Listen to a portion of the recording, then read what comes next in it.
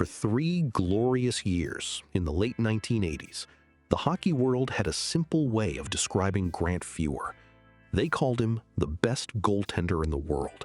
Not one of the best, the best. He was the last line of defense for the most explosive offensive machine the sport had ever produced. A man who stood calm in the middle of chaos while pucks flew at him from every angle. He won Stanley Cups. He won a Vezina Trophy. He stared down the greatest scorers alive, and more often than not, he beat them. But here is the part of the story that even longtime fans rarely sat with. While he was being crowned the best in the world, Grant Fuhr was carrying a secret. By his own later admission, he had been using a substance for roughly 7 years, a stretch that covered nearly the entire run of the Edmonton Oilers dynasty. Most of the championships, most of the brilliance, all of it shadowed by something he kept hidden in plain sight, in front of packed arenas and millions of television viewers. On September 27, 1990, the hidden thing finally became public. The president of the National Hockey League, John Ziegler, handed down a suspension that stunned the sport. A full year, later reduced, but a punishment severe enough to threaten everything Fuhr had built. The man who never seemed to flinch in goal was suddenly the center of a scandal nobody had seen coming. How does a champion hide something that long? How does anyone carry that weight through the most watched moments of his life and never let the mask slip? That question runs through this entire story. But before the scandal, before the suspension, before the world ever learned the truth, there was a boy in a small Alberta town, adopted, of mixed heritage, and about to break a barrier no one in hockey had ever crossed. Grant Scott Fuhr was born on September 28, 1962, in Spruce Grove, Alberta, a modest community just west of Edmonton. He came into a family that chose him. Adopted as an infant, he was raised by Betty Wheeler and Robert Fuhr, ordinary working people who gave him a stable home in a part of Canada where winters were long and hockey was simply part of life. His background was layered in a way that set him apart from nearly everyone he would later compete against. One of his birth parents was Black Canadian. The other was First Nation, with roots in the Enoch Cree Nation.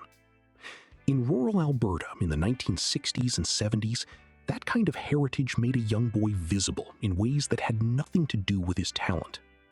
The faces in hockey rinks back then looked nothing like his, and yet the game pulled him in anyway.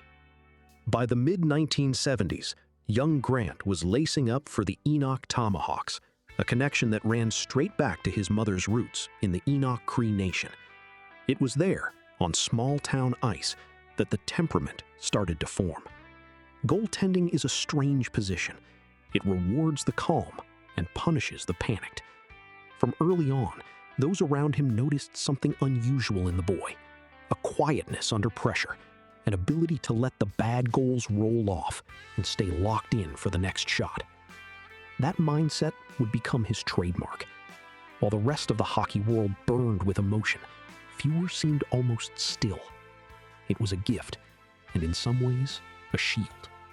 By 16, this small-town kid would leave home for the West Coast, and within 2 years, an NHL franchise would gamble a high draft pick on him.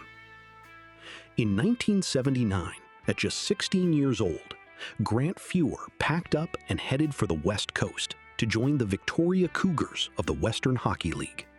It was a long way from Spruce Grove and a big leap for a teenager. But what happened next made it clear this was no ordinary prospect. Over 2 outstanding junior seasons in Victoria, Fuhr did not just play well, he dominated. The Cougars captured a league championship, and in 1981, they earned a trip to the Memorial Cup, the showcase tournament that crowns the best junior team in Canada. Scouts took notice. A goaltender who stayed composed when the games mattered most was exactly the kind of player NHL teams dreamed about, and exactly the kind that was hardest to find. Then came the moment that changed his life. On June 10th, 1981, the Edmonton Oilers selected Grant Fuhr 8th overall in the NHL entry draft. That was a striking decision on two fronts. Spending a high pick on a goaltender was always a gamble. The position is notoriously unpredictable, and franchises had been burned before. But there was a second layer, too. Fuhr was a young black player walking into a league that had almost no black faces in it. He was about to become a pioneer, whether he wanted the title or not. The Oilers were betting on talent, and they were betting big. What Fuhr could not have fully understood at the time was the room he was about to walk into. He was joining a dressing room on the verge of becoming the most explosive offensive machine in hockey history, and the goaltender standing behind all that firepower would have to be absolutely fearless. When Grant Fuhr arrived in Edmonton in 1981, the Oilers were young, brash, and bursting with talent. This was a team built to score, and score relentlessly. Up front, they had names that would define an era. The strategy was simple and dangerous.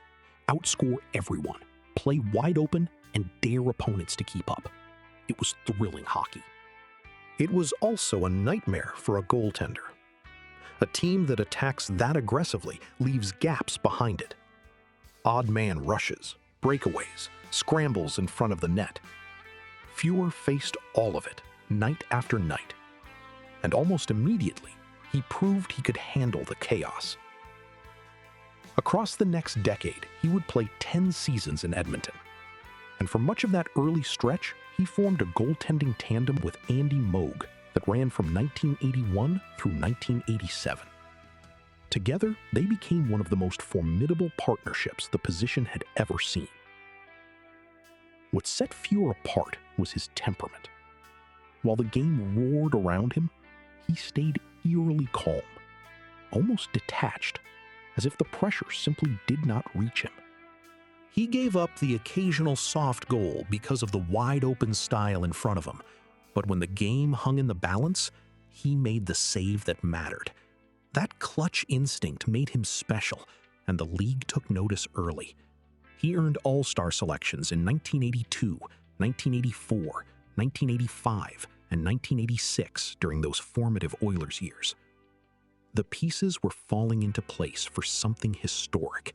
A championship was within reach in 1984, but a violent collision in the finals would rewrite who got to lift the cup. By the spring of 1984, the Edmonton Oilers were ready to take the final step.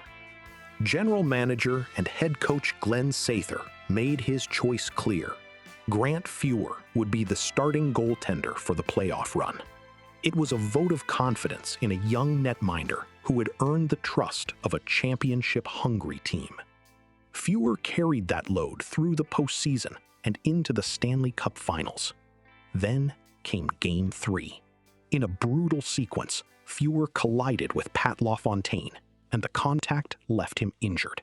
Suddenly, the team's playoff fate shifted.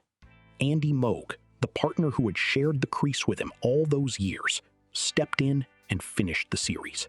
The Oilers went on to win, capturing the first championship of what would become a dynasty. For Fuhr, the moment was bittersweet in a way the legend often glosses over. He was part of that first cup. He had started the run and carried the team deep into the finals.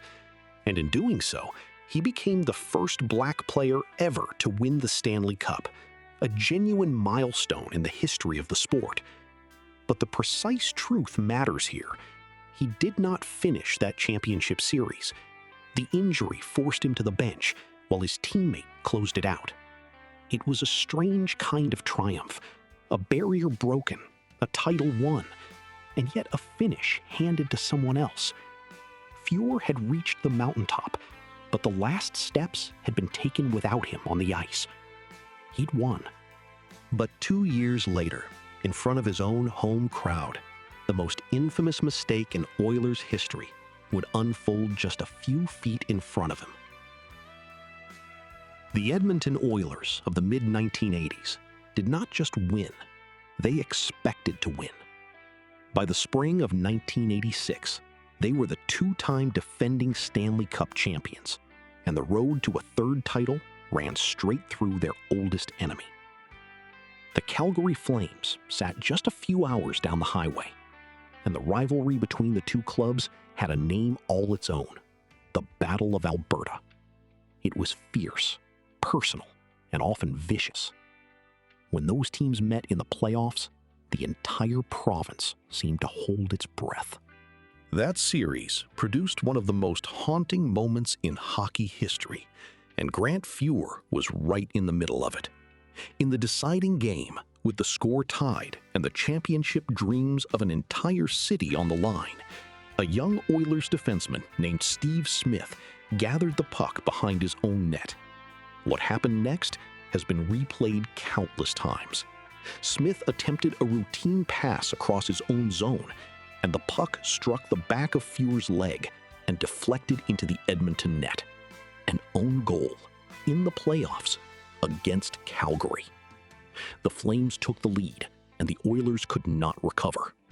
The defending champions were eliminated, knocked out by a mistake nobody could quite believe they had just witnessed. The image of Steve Smith sinking to the ice, devastated, became one of the enduring pictures of that era. But pause on Fuhr's position for a moment. He was the goaltender in that crease. He did not cause the goal. The puck banked off him on its way in, and yet his presence in that frame tied him forever to the disaster. That is the cruel arithmetic of goaltending. You live with goals you did not create, and you carry them in the record alongside the ones you let in. For a man already learning to keep his emotions buried, it was another weight to absorb in silence. The wounded team would answer that humiliation with something extraordinary. And for Fuhr, what came next would be the greatest stretch of his life, the year he became, by reputation, the best goaltender on the planet. If 1986 ended in heartbreak, what followed was vindication on a global stage. In the autumn of 1987, the best players in the world gathered for the Canada Cup, one of the most demanding tournaments hockey had ever staged. Grant Fuhr did not just make the Canadian team, he carried it.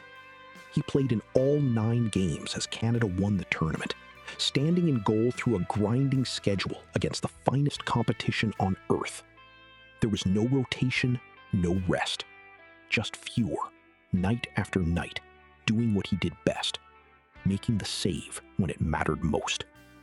Then came the regular season, and Fuhr turned into a workhorse the likes of which the position rarely saw.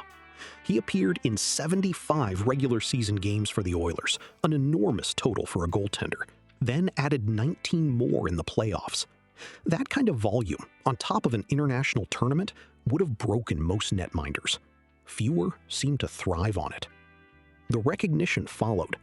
That season, he won the Vezina Trophy as the National Hockey League's top goaltender, the only Vezina of his career, and the crowning individual achievement of his playing days. But the honor that may have meant the most came in the voting for the Hart Trophy, the award for the league's most valuable player. Fuhr finished second. The only man ahead of him was Mario Lemieux, who was in the middle of one of the greatest individual runs the sport had ever seen. And the player Fuhr finished ahead of? His own teammate, Wayne Gretzky, the man widely regarded as the best to ever lace up skates. Think about what that means. A goaltender in a league built around scoring came within one player of being named the most valuable man in hockey. Across roughly 1987 through 1989, the consensus around the league was simple and remarkable. Grant Fuhr was the best goaltender in the world. At the exact moment the hockey world crowned him, he was, by his own later admission, carrying a secret that had already lasted years. Here is the contradiction at the heart of Grant Fuhr's story, the thing that makes it so difficult to fully comprehend. While he was being celebrated as the best in the world, while he was winning championships and a Vezina Trophy and finishing second in most valuable player voting, He was privately struggling with something he kept hidden from the public eye. Years later, Fuhr came forward and admitted that he had been using a substance for approximately 7 years. Do the arithmetic on that timeline, and it lands like a punch. 7 years of use overlapped almost the entire run of the Oilers dynasty. Most of the cups, most of the brilliance. The Canada Cup, the Vezina season, the nights when he looked unbeatable. All of it carried out by his own telling, while something private was unraveling beneath the surface. It is worth being precise about what Fuhr himself said and what he did not. In his public admission, he described using a substance. He did not name it. He never publicly specified what it was. The more specific identification came from elsewhere, from press reporting attributed to his former wife, Corinne, who spoke to the Edmonton media. According to those reported accounts, she described finding the substance hidden in his clothing and said she had fielded threatening telephone calls from dealers who had not been paid. Those are her reported words, carried by the press of the day, and they deserve to be held at that distance as an account given to reporters, not as something Fuhr himself laid out. What remains undeniable is the human picture. A man who appeared calm, almost untouchable in the loudest moments of his sport, was managing a private burden the whole time. The very stillness that made him great in the crease may have been the same mask he wore everywhere else. Hiding under the brightest lights in hockey, he kept the secret intact for years. But secrets that large do not stay buried forever. A 2-week stay at a counseling center in Florida would force everything into the open. And on September 27, 1990, the league would bring the hammer down. The unraveling did not begin with a headline. It began quietly, with Grant Fuhr checking himself into a counseling center in Florida and spending 2 weeks there. He had come forward about his struggles, taking the first step himself before the league acted. But once the matter became known, the National Hockey League moved swiftly and severely. On September 27, 1990, League President John Ziegler handed down his decision. Fuhr was suspended for 1 full year. The language Ziegler used was blunt and unsparing.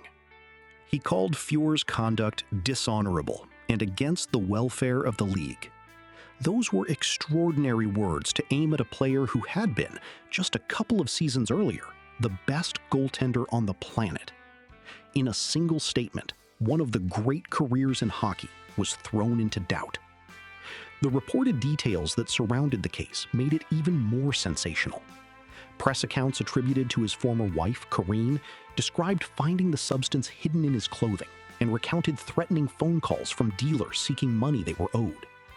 It is important to hold those specifics where they belong, as reporting attributed to her account given to the Edmonton press, rather than facts Fuhr publicly confirmed himself. The dispute over exactly what was used and how was real. What was not in dispute was the scale of the punishment. That 1-year suspension, however, did not stand at full length. It was eventually reduced to the first 59 games of the 1990-91 season. And after Fuhr completed a 2-week rehabilitation program, the league lifted the suspension entirely on February 18, 1991. The door back to hockey, slammed shut just months earlier, swung open again. But returning to the ice was not the same as returning to grace. When Fuhr finally stepped back between the pipes in February of 1991, the reception waiting for him in opposing arenas, by some reported accounts, would be cruel in a very specific way. When the league lifted his suspension on February 18, 1991, Grant Fuhr had served his time and completed his rehabilitation. On paper, the matter was settled. In reality, the hardest part was only beginning. There is a difference between being allowed back into a game and being welcomed back into it. and Fuhr was about to learn that difference, one road trip at a time. The man who had been celebrated across the sport just a few seasons earlier now skated out as a cautionary tale. And by some reported accounts, the response in certain opposing buildings was pointed and personal. It has been said that fans taunted him with bags of sugar and chants borrowed from the anti-substance slogans of the era, mocking his struggles right there on the ice. That anecdote has circulated for years, but it deserves to be treated carefully. It is a reported claim, the kind that gets repeated in the retelling, not a documented certainty. What can be said with more confidence is the larger truth behind it. A player who had been near the top of his profession was now climbing back from public disgrace, and the climb was steep. The reputational damage was real and lasting. In Edmonton, the city that had watched him grow into a champion, his standing had shifted. The aura of invincibility was gone, replaced by something more complicated. Sympathy from some, judgment from others, and a quiet sense that the relationship between the goaltender and the franchise had changed for good. Fuhr could still stop pucks, but he could not simply erase what the public now knew about him. And the team's calculations about his future were no longer purely about hockey. Less than a year after he returned, the franchise he had carried to 4 championships would ship him out of town in a deal involving 7 players. There is a strange footnote to Grant Fuhr's championship resume, and it sits in the spring of 1990. While he had been the starting goaltender on the first 4 Oilers title teams, the franchise won a 5th Stanley Cup that year, and Fuhr was not part of the playoff run that delivered it. He was injured, watching from the sidelines, as the team he had backstopped for years claimed another championship without him in the crease. It made for an odd kind of legacy. He was unmistakably a figure of the Oilers' championship era, and yet he was absent from the final triumph of it. A cup-winning organization, another banner raised, and the goaltender who had defined so much of that dynasty, standing apart from the celebration. For a competitor, there are few stranger feelings than belonging to a winning story you did not get to finish. The Edmonton chapter closed not long after. On September 19th, 1991, the Oilers traded Fuhr to the Toronto Maple Leafs in a sprawling 7-player deal. After everything, the Cups, the Vezina, the suspension, the comeback, the relationship between Fuhr and the only NHL organization he had ever known was over. He was 30 years old, headed east to one of hockey's most demanding markets. Toronto, though, did not become a long-term home. Fuhr spent roughly a season and a half wearing the blue and white, but the ground was already shifting beneath him. A young goaltender named Felix Potvin was emerging, and the Leafs began looking to the future. Once again, Fuhr found himself a veteran whose time with the team was running out. On February 2nd, 1993, he would land in Buffalo, and there he would quietly shape the future of a goaltender who would become a legend in his own right. Grant Fuhr arrived with the Buffalo Sabres on February 2nd, 1993, carrying the kind of resume that changes a dressing room. He had won championships. He knew what it took to play deep into spring. And almost immediately, he gave the Sabres something they badly needed, a sense that winning was possible. That belief showed up in the postseason when Buffalo met the Boston Bruins in a dramatic first-round playoff series. Fuhr was a central part of that victory, helping the Sabres knock off Boston and bringing the steadiness of a veteran who had been through every kind of pressure the sport could offer. For a franchise searching for an identity, having a goaltender who had stared down the best in the world was no small thing. He helped instill a winning attitude in the organization, the quiet leadership of a man who had nothing left to prove. But the most important thing Fuhr did in Buffalo may have had nothing to do with his own statistics. In that same dressing room sat a young, still developing goaltender named Dominik Hasek, a player whose unorthodox style would one day make him one of the greatest netminders the game has ever seen. Fuhr took him under his wing, mentoring him at a pivotal moment in his career. There is a real generosity in that, a veteran helping along the very player who might take his job. And that is exactly what happened. When injuries sidelined Fuhr, Hasek seized the opportunity and became the Sabres' full-time starter. The two of them shared the William M. Jennings Trophy in 1994, the award given for allowing the fewest goals over a season. Fuhr had helped raise his own replacement, and the torch passed cleanly. But Buffalo would also hand Fuhr a different kind of fight, one that had nothing to do with hockey and everything to do with the color of his skin. In May of 1993, while he was a member of the Buffalo Sabres, Grant Fuhr ran into a wall that no save could stop. He applied for membership at the Transit Valley Country Club, a private club near Buffalo, and he was denied. The rejection might have passed quietly, except for one detail that immediately raised questions. Several of his white teammates had been granted membership at the same club. To a great many observers, the timing and the contrast pointed in an ugly direction. Rumors quickly spread that the denial had been racially motivated. The club, for its part, firmly rejected that characterization. Officials there said race was not a factor, insisting instead that Fuhr's application had contained information they described as incorrect and incomplete. Both versions belong in the record. One side saw an unmistakable pattern. The other side offered a paperwork explanation. The dispute itself became part of the story, and it played out in public view. What followed was not in dispute. After news of Fuhr's rejection surfaced, the club became the target of acts of vandalism, including a chilling incident in which a swastika was burned into one of the greens. Whatever the truth of the original decision, the reaction it provoked exposed something raw and disturbing. Facing a wave of negative publicity, the club reversed itself. It offered Fuhr both membership and an apology. Fuhr turned them down. He declined the offer and instead joined the nearby Lancaster Country Club, refusing to accept an invitation that had only come after public pressure.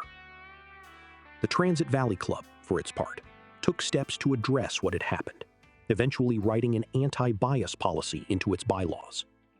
For a man who had spent his career letting insults roll off him, this was a moment he chose not to simply absorb. He answered with his feet.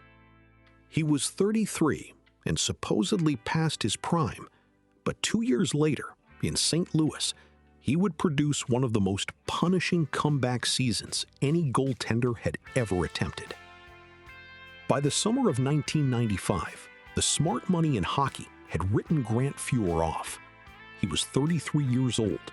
His body carried the mileage of a goaltender who had played enormous workloads for more than a decade, and the whispers around the league were unkind. He was out of shape. He was past it. Whatever made him special had surely been spent. On July 14th, 1995, the St. Louis Blues signed him anyway, taking a free agent gamble on a name that still meant something, even if the legs supposedly did not. What happened next was not a graceful late career cameo. It was an assault on the record books. Fuhr did not ease into the season behind a younger partner. He took the crease and refused to leave it. That year he played in 79 games, an astonishing total for any goaltender, let alone one supposedly running on fumes, including 76 of them consecutively. Those numbers stood as National Hockey League records at the time, marks that spoke to a durability almost nobody believed he still possessed. Night after night, the man everyone had counted out simply kept showing up and kept stopping pucks.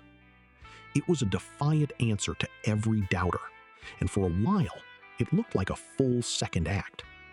But hockey has a cruel way of interrupting a good story.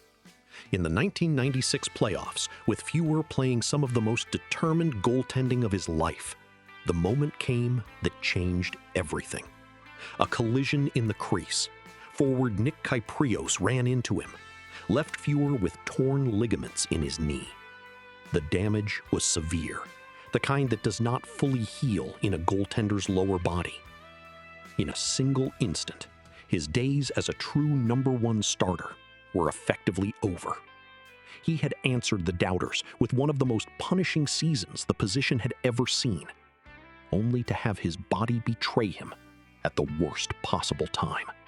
Even broken, though, he kept winning, and he would soon reach a milestone only a handful of goaltenders in history had ever touched. The knee never fully came back. From that point on, Grant Fuhr was playing a different game than the one that had made him famous. Managing his body, picking his spots, leaning on experience instead of the effortless athleticism of his prime. And yet, the wins kept coming. Across his time with the St. Louis Blues, he piled up 108 victories, enough to make him one of the 3 winningest goaltenders in the history of the franchise. For a player who had arrived dismissed as finished, leaving that kind of mark on a team's record book was its own quiet vindication. But the clock was running. When St. Louis signed Roman Turek to take over the crease, Fuhr's days there were numbered. On September 5th, 1999, the Blues traded him to the Calgary Flames. The role waiting for him in Calgary was no longer that of a star. He was there primarily as a mentor, a steadying veteran presence meant to help younger goaltenders learn the trade he had mastered. There was still one milestone left to reach. On October 22nd, 1999, Grant Fuhr recorded the 400th win of his career, a number only a select group of goaltenders in the entire history of the sport had ever achieved. It was a fitting marker for a man whose whole career had been built on winning when it counted, even when the spotlight had long since moved on. The end came quietly the following year. Fuhr announced his retirement, and the decision was finalized on September 6th, 2000. From his arrival in Edmonton in 1981 to that final farewell, he had given the National Hockey League 18 seasons, cups, controversy, comebacks, and a body worn down by all of it. The mask came off for good. 3 years after the final buzzer, Edmonton would raise his number to the rafters, and hockey would formally rewrite his place in history. For a man whose career had carried such a complicated mix of triumph and scandal, the autumn of 2003 delivered a kind of redemption few fallen stars ever receive. On October 9th, 2003, the Edmonton Oilers raised Grant Fuhr's number 31 to the rafters, retiring it forever. The organization that had drafted him, won championships with him, and eventually traded him away, was now telling the world that no one else would ever wear that number again. Whatever had happened in between, the franchise had decided how it wanted to remember him. Then came the highest honor the sport can give. On November 2nd, 2003, Grant Fuhr was inducted into the Hockey Hall of Fame. The achievement carried a historic weight that went far beyond his own resume. He became the first black player ever enshrined there, extending the trail he had been blazing since the day he first lifted the Stanley Cup. The boy from Spruce Grove, the adopted kid of mixed heritage who had grown up where almost no faces in the game looked like his, now had a permanent place among hockey's immortals. Years later, in 2017, the league would reaffirm that standing by naming him one of the 100 greatest players in National Hockey League history.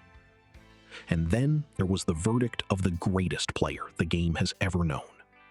Wayne Gretzky, who had stood in front of Fuhr through all those championship years, said on more than one occasion that he believed Fuhr was the finest goaltender in the history of the sport. He made the point notably in the 2003 release Ultimate Gretzky, putting his name behind a claim that still sparks debate. It was one man's opinion, But that man had watched Fuhr from closer than almost anyone alive, and his word carried enormous weight. The man who had once hidden a years-long secret had become hockey's honored pioneer. But his story did not end at the podium. When the playing was over, Grant Fuhr did not drift away from the game. He turned back toward the crease he had occupied for 18 seasons, this time to teach it. He worked as a goaltending coach, first with the Calgary Flames and later with the Phoenix Coyotes, where he stayed through the end of the 2008 to 2009 season. The man who had survived every kind of pressure the position could deliver was now passing that hard-earned knowledge to the next generation, just as he had once quietly done for a young Dominik Hasek in Buffalo. Years later, in 2022, he stepped into broadcasting and coaching once more, working with the Coachella Valley Firebirds and joining the 3-on-3 summer league known as 3 Ice. In 2015, he sat down with writer Bruce Dowbiggin to tell his own story in full, producing the book Grant Fuhr, The Story of a Hockey Legend. It became the vehicle for the kind of reflection a younger Fuhr had never offered, a look back at the brilliance and the burden, told at last in his own voice. His personal life had found steadier ground, too. He married Lisa Kavanaugh in 2014, and he is a father to children from earlier relationships, a man whose life off the ice had finally settled into something quieter than the chaos of his playing days. Step back and take in the whole arc, and it is a story almost too dramatic to be true. A pioneer who broke barriers no one in hockey had crossed. A 4-time champion behind the most explosive team the sport ever produced. A fallen star, suspended and disgraced, taunted on his way back. And finally, a rebuilt legend, honored with a retired number and a place in the Hall of Fame. The hard question his career leaves behind never quite goes away. How do we measure greatness when it was carried alongside a hidden struggle? In the end, the greatest save Grant Fuhr ever made may not have been on the ice at all. It was the rescue of his own legacy. And that is the story we will never stop debating.